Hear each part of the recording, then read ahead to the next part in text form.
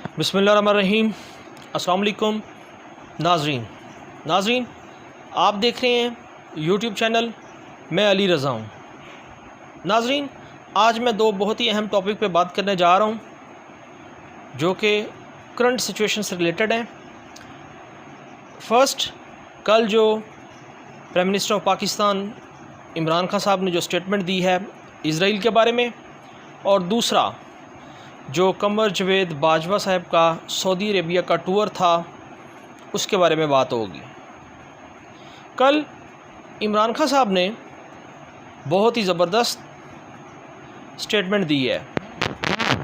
जब उनसे पूछा गया कि इज़राइल के बारे में आपका क्या मौक़िफ़ है, तो उन्होंने बहुत ही वाज़ेह स्टेटमेंट दी। उन्होंने कहा कि जिस तरह बानिए पाकिस्तान कायद-ए-आज़म मोहम्मद अली जिन्ना ने स्टेटमेंट दी थी कि जब तक फ़लस्तीनियों को उनका हक़ नहीं मिल जाता तब तक हम इसराइल को तस्लीम नहीं करेंगे।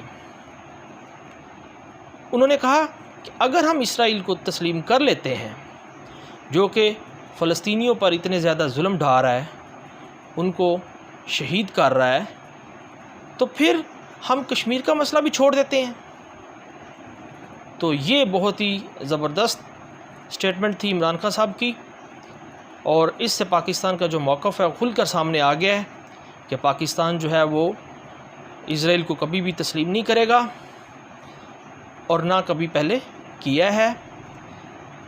तो इसी स्टेटमेंट का इंतज़ार था कि इस तरह की स्टेटमेंट जो है वो पाकिस्तान की तरफ से आनी चाहिए। अब हम बात कर लेते हैं जनरल कमर जवेद बाजवा और डीजी ISI फैज़ हमीद साहब ने जो सऊदी अरेबिया का टूर किया है। ये 17 अगस्त को सऊदी अरेबिया में पहुँचे हैं। इनका इस्तकबाल खालिद बिन सुलेमान ने किया, जो कि डिप्टी डिफेंस मिनिस्टर हैं सऊदी अरेबिया के,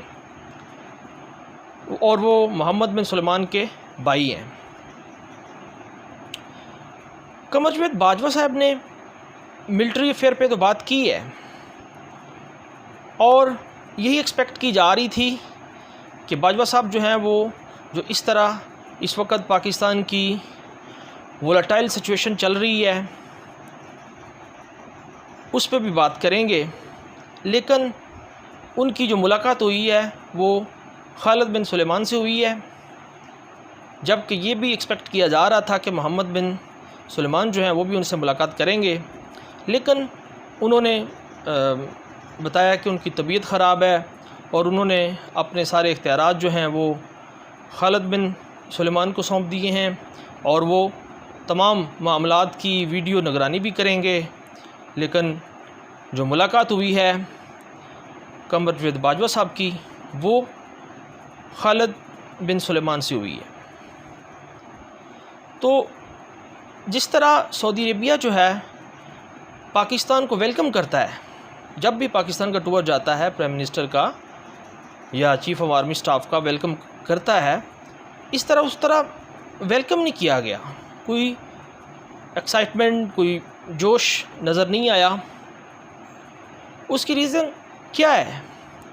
जैसा कि आप जानते हैं कि काफ़ी माह से सऊदी अरेबिया और पाकिस्तान जो है इनके बारे में सऊदी अरेबिया और पाकिस्तान जो हैं उनमें कशमकश चल रही है, और उसकी बुनियादी रीज़न ये है कि सऊदी अरब चाहता है कि पाकिस्तान जो है वो कश्मीर के मसले को बिल्कुल ख़त्म कर दे, इस पे चुप हो जाए और इनरली इसराइल को भी तस्लीम कर ले। लेकिन ऐसा नहीं हो सकता। ये बेसिक रीज़न है जिसकी वजह से सऊदी अरेबिया जो है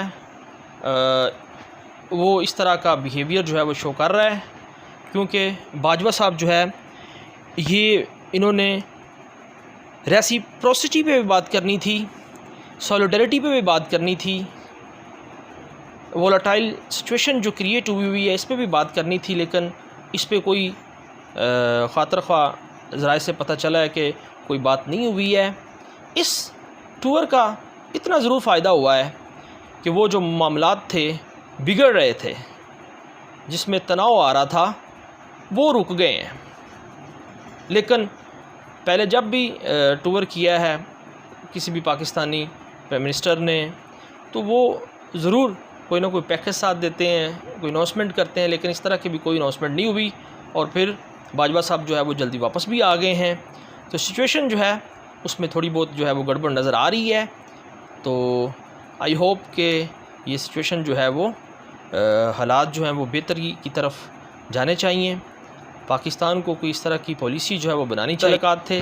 लेकिन अब जो सिचुएशन क्रिएट हुई है वो उसकी जो मेन रीज़न है वो यही है, इज़राइल का मसला है। क्योंकि यूएई ने जो इज़राइल को तस्लीम कर लिया है, बाकी जो अरब ममालिक हैं कुछ इसकी फेवर में हैं, और ऊपर से अमेरिका जो है वो सऊदी अरेबिया पर प्रेशर डाल रहा है कि आप पाकिस्तान पर प्रेशर डालें। तो इस वजह से इस तरह की सिचुएशन जो है वो क्रिएट हो रही है। तो पाकिस्तान की स्ट्रेटजी जो है वो बिल्कुल ठीक है। हमें अपने पाँव पे खड़े होना है, हमें मुश्किल का सामना करना है। इंशाअल्लाह एक दिन आ जाएगा कि पाकिस्तान जो है इन तमाम मसाइल से निकल जाएगा। अल्लाह ताला हम सब का हामी नासर हो। अल्लाह हाफ़िज़। पाकिस्तान ज़िंदाबाद।